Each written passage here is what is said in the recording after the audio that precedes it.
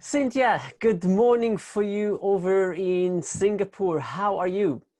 I'm doing very well. Good morning to you as well, Giora. Thank you. Thank you. It's a little bit after morning over here in Auckland, but thank you for the good morning. Good afternoon. Cynthia, I have before I get into our questions about what you do exactly and how that can help people, salespeople with their job. I'm really curious because you started doing this about 10 years ago, the voice coaching. You have an office now in Singapore. You have, from what I understand, an office in the United States. You travel all over the world, working with businesses and working with business leaders, helping them improve or find their voice. You're on Facebook, which is how I found you many years ago, and you've got a massive following. I think it's about 40,000 people on YouTube. Your videos are being watched. There's a lot of views on your videos, and I think you said that the one that is the most popular had about 1.1 million views on it. Yes. And with this, I'm really curious. How did all of this start? What attracted you to the field of voice coaching? Where did it start? I always say, so now after over 10 years, when I look back and I realized that I didn't choose voice chose me. Mm-hmm. So in my early career, in my first job, I was looking to improve my assertiveness. And in looking for ways to improve my assertiveness, one of the areas I worked on was my speaking voice.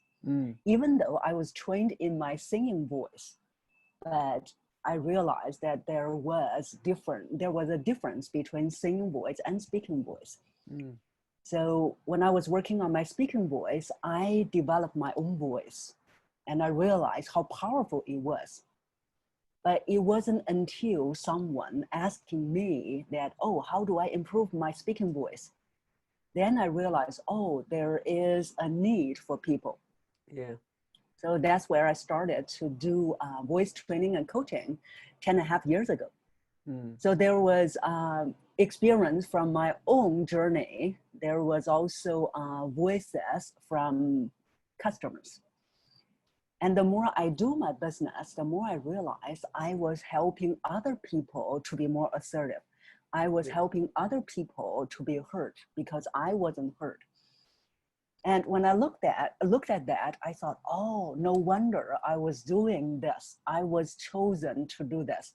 I was supposed to experience all those frustrations, like not being assertive, not being heard, so that I could understand other people, so that I could use my experience to help other people. So then here I am. And I think this is going to be something that I will continue doing for the rest of my life. Sure. And did your career, because you're originally from China, now you live in Singapore, right? Yes. Did your career start back in China, or did it start once after you left China? It started when I was in China. Yeah. So the discovery was there. Really interesting. It's Yes. really interesting.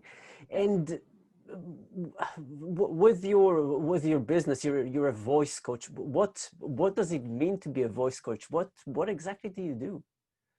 Sure. So what it means to be a voice coach is to, for me, is to help other people to be heard and to be seen as the authority in what they're doing. So it doesn't matter whether they run their own business or they work for a company. For example, for salespeople, when they are selling a product or a service to other people, they need to be seen as the authority of the product or service that they're selling. So that's what I do to help them to protect themselves as the authority when they're speaking. Yeah. And so is it's meeting with people and then listening to them and guiding them on how to change their voice or use it in a different way? Yes, so it's more about developing the untapped potential in the voices, because most people are speaking with a voice that's not optimized. Mm. That is not the best voice that they can have. So I help them and guide them through a process so that they can develop the untapped potential in their voices. Yeah. And with working with people, are there some common things, common mistakes that you see that people do in the way that they use their voice? Yes, there are a lot of mistakes. Right. So, How much time do we need for all the mistakes? we'll highlight a few. So one, for example, for salespeople, some of my clients, they will say that, oh, in order to sound authoritative, in order to sound credible with my potential clients, I would purposely lower my voice so I sound more credible and authoritative. Mm. I said, okay, how long did you last? And some of my clients, they said 10 to 15 minutes. I said, wow, that's already very long. If you are purposely lowering your voice, not only that's not going to last long, but also that's not the right way of projecting your voice. And most of all, it's not credible. Right. Yeah. When you're purposely lowering your voice. What if your clients, your potential clients, saw you on the street? Then they'll say, oh, you sound different. Then the credibility is out of the window. So that's the first biggest mistake. People think that in order to sound credible or authoritative, in order to have a deeper voice, they will be lowering their voices. So that's the biggest mistake. Okay. And so there is a better way that they can develop a credible and authoritative voice organically, naturally, without lowering their voices, which also reflected another problem. That is that the best voice comes from relaxation, comes from you're not doing anything on purpose. Right. So that's the other mistake. Yeah. Yeah.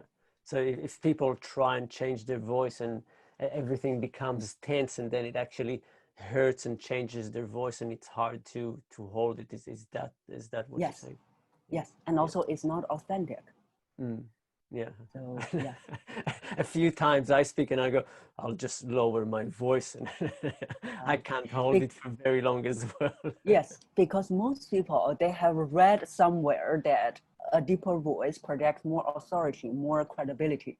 Then they thought, oh, that's what I'm going to do, purposely lowering my voice. But you don't feel comfortable physically, mentally, and other people will feel that. Yeah. There is an organic, authentic way you can develop your voice. Do we have time to ask what it is and how to do it, or sure. is that going to take a lot of time? Yes. So to develop that organically and authentically is to work on your body, because most people's voice, the default voice, is a voice speaking from here. And then you will feel that you will hear that the voice is very thin. It's a little bit higher pitched. And so in my classes, they will be saying, wow, Cynthia, do you often switch on and off? There's no switch. So once you develop that voice, it is who you are. It becomes your second nature. Right. So the voice we are going to develop is to use more of your body to project the voice. And when you develop that, for most people, the pitch will go a bit deeper. And most of all, your voice will become more authentic and at the same time, more authoritative. So that's what we want to develop. Use more of your body to project the voice. Yeah. Really interesting. And I know we spoke about it in the past. You said that one of the things that you did first was develop a program for salespeople, teaching salespeople how to use their voice properly in a sales situation. And we just spoke about being authoritative, but what can they do? How can salespeople use their voice in order to impact their business so they become more successful? What are some things that they can do to help with that? Yes, there are some things that they can do. For example, the first one is to be more centered, to be more grounded when they're speaking. Because if the most important quality in a salesperson is your trustworthiness. So when people trust you, they will buy from you. So in order to sound trustworthy, you must be centered, must be grounded. And that is something that you can do with your voice, which is when you're speaking, remember that you need to speak as you breathe out. You need to speak as you breathe out, which is also, you cannot, what I also call speak on the exhalation. Speak on the exhalation. Because when people are not grounded, not centered, or nervous, they'll be speaking in this way. And this is how they sound like, as if that they're holding something back. When you're holding something back, then you don't project the trustworthiness, like what I'm demonstrating right now. And then at the end, you will build a lot of tension here. And the way you're speaking will become very dry, and you speak fast. You speak with a monotone. So instead, relax and speak as you breathe out. That's one thing they can do. And one of the most important things they can do. So like, again, going back to being relaxed, and that affects our voice, the voice projection, and how we speak. It's really interesting when you spoke about being caged, because I know a lot of people who speak like this and then they continue to speak as they take air in, and it sounds really, really funny as well. It changes. Yes, and it is so common nowadays. You will hear people, a lot of people, as they speak, at the end they speak as if that it is just squeezing out of their throat, and it can be irritating. So speak on the exhalation. And with in the past, working with salespeople, what are some of the things that, when we did speak about this just a little bit right now, but what are some of the things that you've noticed that they do with their voice that is actually hurting them? So we spoke about not being relaxed. Are there other things that you've noticed they do? Yes. The other thing, yes, that they speak very fast. So speaking fast also doesn't project confidence, doesn't project trustworthiness.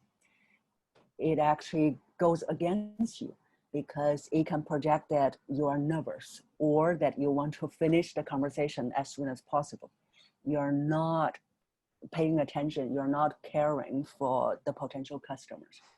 So instead of speaking fast, take your time to speak. So that's the other one.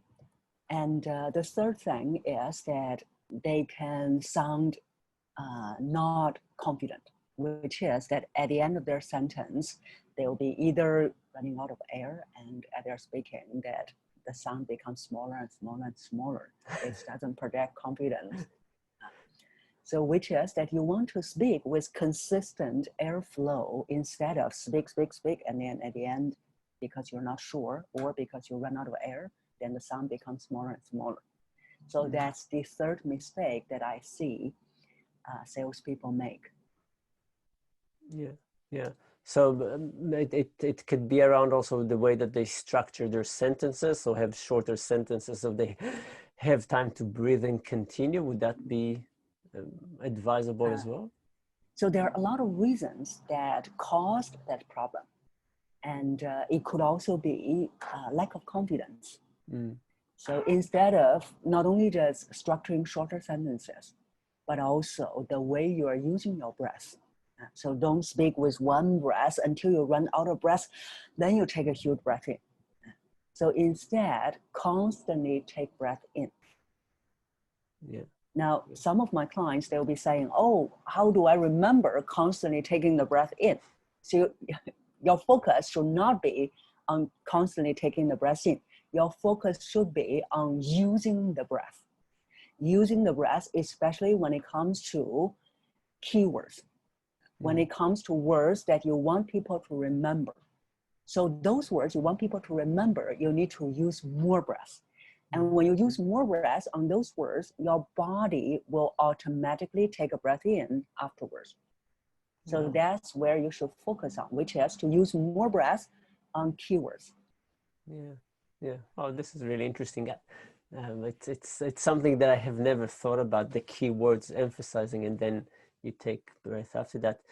Yes. Are there some things that salespeople can do on their own to help them improve the voice? Exercises or changing things about how they speak?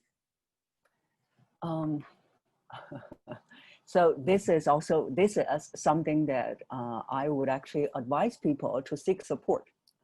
Now, the support may not come from me, but you have to seek support, because sometimes if you practice on your own, you maybe practice the wrong thing. And if you practice the wrong thing, you will stay farther and farther away from where you want to go. So seek support. What they can do is to, every time before they go into a sales conversation, relax. Relax. Number 1, 2 is to get clear on their intention. The intention is not, okay, I'm going to sell my product or service to the next person I'm talking with. That's the wrong intention. If you bring that intention to a conversation, you're either not going to get that sale, or even if you get that sale, maybe sometime down the road, the person will regret. So the purpose of any sales conversation is not to sell your product or service to another person. The intention is always to find out whether you and the person, the product, the service you provide, and the potential customer, whether it's a good match. That should be your intention. Now, even though I'm a voice coach, but I'm running my own business for 10 plus years. So I have experience in sales. I am a salesperson as well. So that should be your intention. Set clear intention.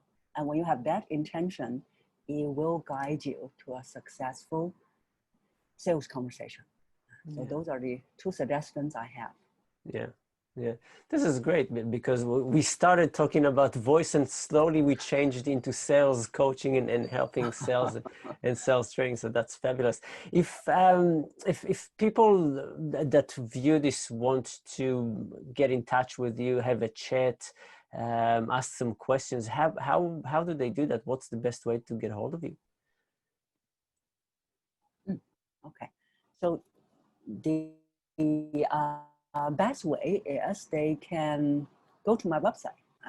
So my website is powerfulexecutivevoice.com. So on my website, they can either go to the contact page to contact me, or they can also sign up for my 3-part free video lessons, where I take them step by step on how to develop their powerful voice to be heard and seen as the authority. Yeah. Fantastic. Or they can find me on social media, on Facebook, YouTube, like LinkedIn, YouTube, yes, or Instagram. Yeah, yeah.